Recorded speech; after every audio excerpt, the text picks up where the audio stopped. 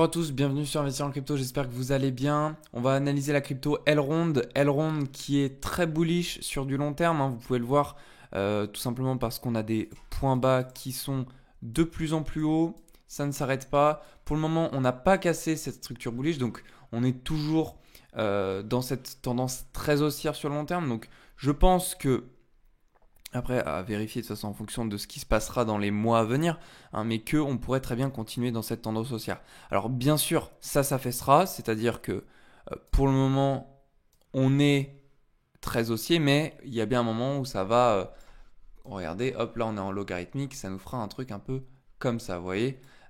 Donc c'est tout à fait normal, les pourcentages de gains seront beaucoup moins intéressants au fur et à mesure, mais faut l'accepter. De toute façon, regardez, il suffit de tracer une courbe très plate, de manière très très plate, mais qui monte tout doucement. Et vous pouvez voir que entre maintenant à ici, là on est à 6 000 $. Donc c'est bien de voir les choses de manière logarithmique parce qu'on se rend compte que ça ne nous empêche pas de monter. C'est pas parce qu'on voit quelque chose de plat qu'on ne grimpe pas. Mais ça permet de voir que les pourcentages de gains qu'on réalisera à la hausse seront bien évidemment beaucoup moins intéressants au fur et à mesure que le temps passe. Alors, sur le court terme, je vous avais fait des analyses sur EGLD, sur la vidéo d'hier, je l'ai trouvé très pertinente. Cependant, on va pas s'en tenir à ce graphique tout simplement parce que je trouve qu'il est trop brouillon, il y a beaucoup trop de dessins et on s'y mélange un petit peu trop les pinceaux. Du coup, je vous ai fait quelque chose de beaucoup plus clair, beaucoup plus concis et on va se diriger sur ce graphique. Donc, Elrond, hier, nous a fait quelque chose de super impressionnant. C'est ce matin plutôt. Non, c'est hier soir, excusez-moi. Hier soir, on a fait un truc super impressionnant. C'est que on est pile retombé sur la zone des 154 dollars. Et ça, c'était la zone d'OTE à laquelle on s'attendait à ce que EGLD retrace si jamais il devait retracer. On a pile rebondi dessus. Je vous ai fait un tweet à ce propos et je vous ai montré, wow, c'est impressionnant à quel point ça respecte pile la target 0,618. Donc on l'a atteint avec perfection. Moi je vous ai dit que je prenais pas de trade, je vous avais expliqué pourquoi. Parce que tout simplement je prends des trades que quand au niveau... alors attendez, hop. Du long short ratio, on est au niveau de 50% 55% d'acheteurs. Là, pour le moment, on n'est pas dans ce scénario-là, donc je ne prends aucun trade sur aucun altcoin. Cela étant dit, pour ceux qui avaient pris des trades et qui avaient positionné un ordre d'achat pile sur les 154,66 dollars, vous auriez fait jusqu'au plus haut un quasiment 6% de gain. Je vous ai tracé les buy zones, les sell zones. Je pense que fonctionner comme ça pourrait être top à l'avenir. Dites-moi ce que vous en pensez dans les commentaires. Ça fait que depuis la dernière vidéo que je fais ça. Je pense que ça permet de comprendre un petit peu où est-ce qu'il faut acheter, où est-ce qu'il faut vendre. Et puis, ça vulgarise. Donc, tout simplement, c'est compréhensible. Autant par mois. Parce que quand on fait des analyses, c'est bien de les pousser au maximum. Mais si le graphique est incompréhensible à la fin, on prend aucun trade. Donc, l'objectif, c'est quand même de le rendre fluide, de le rendre compréhensible. Donc là, je vous ai mis les targets essentiels, contrairement à la dernière fois où là, je vous avais mis plein de targets. Là, je vais vous mettre vraiment les targets essentiels, ceux sur lesquels il faut se baser. Ici, qu'est-ce qu'on peut voir? On voit une structure bullish, autant en H4 que en daily. Qu'est-ce que j'appelle une structure bullish? C'est-à-dire que nous avons cassé le précédent point haut qui était juste ici avec une mèche allant jusqu'aux 163 dollars. Donc, on a cassé ce précédent point haut. On est en train tout doucement de former un point bas plus haut que son précédent, à confirmer dans le temps en fonction du Bitcoin, l'ouverture des marchés américains cet après-midi. Voyons voir l'impact que ça aura. Je vous fais quand même un petit passage sur le S&P 500 qui est très bearish, le Nasdaq pareil. Néanmoins, même si on a des baisses qui arrivent sur le marché américain, qui lui-même a un impact sur le Bitcoin, qui lui a un impact également sur Elrond, au niveau de la Bitcoin dominance plus l'Ethereum dominance, on a rebondi en H4 sur une trendline qui faisait office de résistance, très pertinent parce que vous voyez, pile sur ce rebond, l'argent part soit dans les stablecoins, soit dans les altcoins. Donc à ce moment-là, on aurait pu s'intéresser à Elrond et se dire, ok, est-ce qu'un trade à prendre à 12 heures, alors ça c'est l'heure UTC, est-ce qu'à 12 heures heure UTC, c'était intéressant de se pencher sur Elrond pour prendre un trade? Faut pas se pencher que là-dessus, mais il faut se dire que c'est un moyen de confirmation, de se dire, ok, l'argent part soit dans les altcoins, soit dans les stablecoins. D'ailleurs, on peut regarder le GLD à 12 heures. Qu'est-ce qui s'est passé? 12 heures, 12 heures, 12 heures. 12 heures. On était ici. On était pile ici. Alors, ça a chuté en même temps. Ouais, c'est pour ça qu'il faut essayer de corréler ça. Mais admettons que on était rendu ici. Bah, ça aurait été intéressant de prendre un achat. Donc voilà. Faut lier un petit peu tous les graphiques. Je vais vous faire la petite analyse, donc mon scénario sur Elrond, je vais vous donner mon point de vue. Alors, Elrond a rebondi pile sur la zone des 154 $, zone qu'on avait prévue ensemble si il devait rebondir. Il a clôturé au-dessus, rappelez-vous, hier du range en daily, donc ça annonçait quelque chose de très bullish. Seulement, là, il y a un petit bémol, c'est que on a clôturé hier, enfin ce matin, on a clôturé à l'intérieur de ce range. Donc, ce qu'il faudrait voir pour continuer d'être bullish, parce qu'on est bullish, hein, on a cassé le précédent point, on est redevenu bullish là.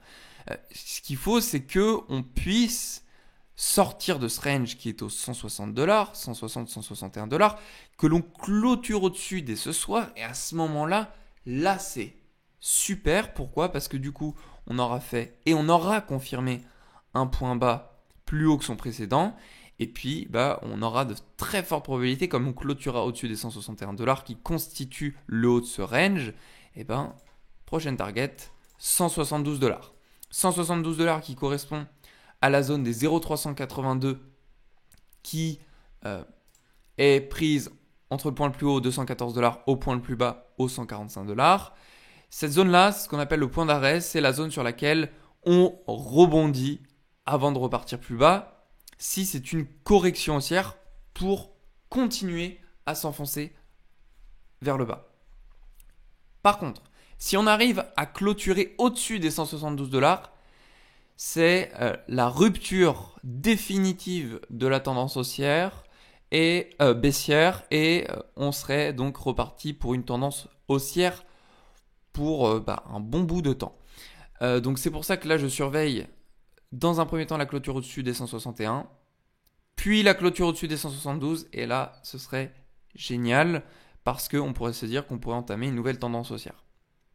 Bien sûr, il faut garder en tête que le Bitcoin, faut qu'il suive. La sell zone, c'est à partir des 188 $. Je l'ai prise par rapport au point le plus haut qu'on a pu enregistrer ici, jusqu'au 0,618. 0,618, c'est la zone d'OTE pour les vendeurs. Donc ça veut dire que c'est un retracement de Fibo pris entre les 214 au plus bas, les 145 $. Un abonné d'ailleurs m'a demandé dans le club ce à quoi correspondaient les 0,66 $. Les 0,66, ça permet en fait d'être très précis dans la prise des positions. Je vais vous mettre un retracement de Fibo pour que vous compreniez. Attendez, hop, je vais vous faire ça juste au-dessus. Je vous ai expliqué, hop, je vous mets le retracement de Fibonacci dans son entièreté. Donc là, il y a déjà inclus les 0,66. Et en fait, si tu traces un autre retracement de Fibo entre les 0,618 et les 0,786, et que là, on active le range. Moi, je l'ai mis sur le range. Alors, attends, hop, c'est comme ça. Voilà. En fait, ici, tu peux voir que la zone... Faut être précis. Hein. La zone des 0,66, elle correspond à la zone des 0,236 $. J'aurais pu mettre un troisième chiffre après la virgule pour être super précis. Hein, mais bon, on va pas tergiverser pour ça. Donc voilà ce à quoi ça correspond. C'est vraiment une histoire de précision. On n'est pas obligé de le faire. Moi, je le fais parce que j'aime bien visualiser approximativement quels seront les targets de prix à aller chercher. Et ça me permet de voir précisément où est-ce qu'on va atterrir. Donc voilà la raison pour laquelle il y a les 0,66. Donc 188 $. $188 juste ici à aller chercher. Le scénario n'est pas obligé de se passer de la manière suivante, c'est-à-dire que là c'est notre bottom et donc on doit aller chercher les targets à la hausse. Il peut se passer comme ça. Donc je vais te le dessiner, je vais mettre en 4 heures. Premier scénario bullish sur EGLD. Ici on continue de grimper, donc peu importe où est-ce qu'on va. Là on ne se préoccupe pas de la première pointe où je m'arrête. On a un rebond sur la zone des 161. On repart aller chercher les 172. Petite stagnation et on part aller chercher les $188. Tout simplement. Donc ça, c'est le premier scénario bullish. Maintenant, je vais te montrer le scénario bearish. Alors, je vais te cacher du coup ce qu'on vient de faire. Autre scénario bearish. Alors là, il y en a plusieurs. Il faut que je te montre celui qui, moi, me semble le plus pertinent. Je pense que Elrond... Alors attends, je vais t'afficher les volumes profile.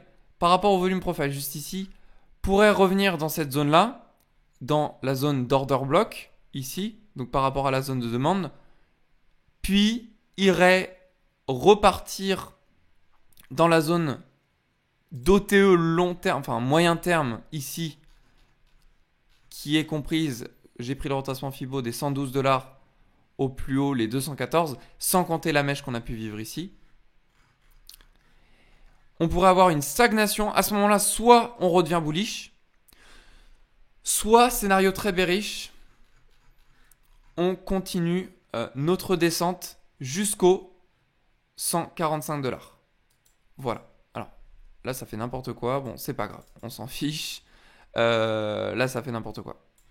Donc, en gros, on aurait une petite montée ici jusqu'à la zone d'accumulation aux $164. Donc je te mets une petite target ici. Et on repartirait vers le bas en traversant la zone d'OTE qu'on a ici. On aurait une stagnation sur la zone des 151 puisque c'est la zone d'OTE long terme. Et on partirait plus bas aux $145. Ça, c'est le scénario le plus bearish. Là, je t'ai vraiment fait le scénario le plus bullish et le scénario le plus bearish. Donc je te remontre le scénario le plus bullish, c'est celui-ci. Maintenant, si je te mets un entre-deux, mais c'est pour ça, là je te montre vraiment les choses auxquelles je crois le plus qui se passera. Maintenant, si on fait un truc totalement différent, on pourrait très bien voir un truc du genre, on monte ici au 172, puis on repart au 151 pour remonter ici, tu vois. On peut vraiment faire tout, on peut tout faire. Mais sur le court terme, si on est bullish ou bearish, moi je m'attends à ce genre de choses. Voilà. Donc voilà ce à quoi on peut s'attendre pour Elrond. Moi je te partage mon ressenti, là je le vois plutôt bullish. Très bullish, parce qu'on a cassé des structures, parce que on a clôturé au-dessus de la zone des $161 en daily. Faudrait juste, pour qu'on soit vraiment bullish et qu'on aille chercher les 188, qu'on clôture encore une fois ce soir au-dessus des 161.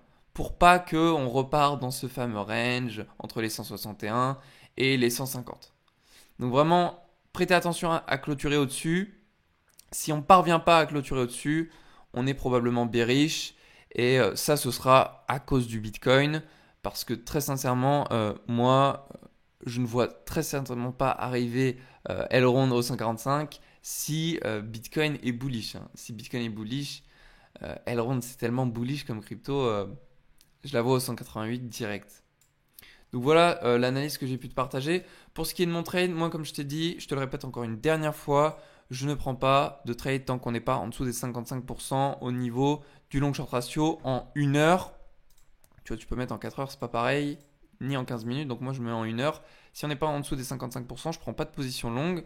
Voilà, c'est pour que tu saches un petit peu comment moi je m'organise. Donc même si là tu peux prendre des trades techniquement, moi je ne m'aventurerai pas ici.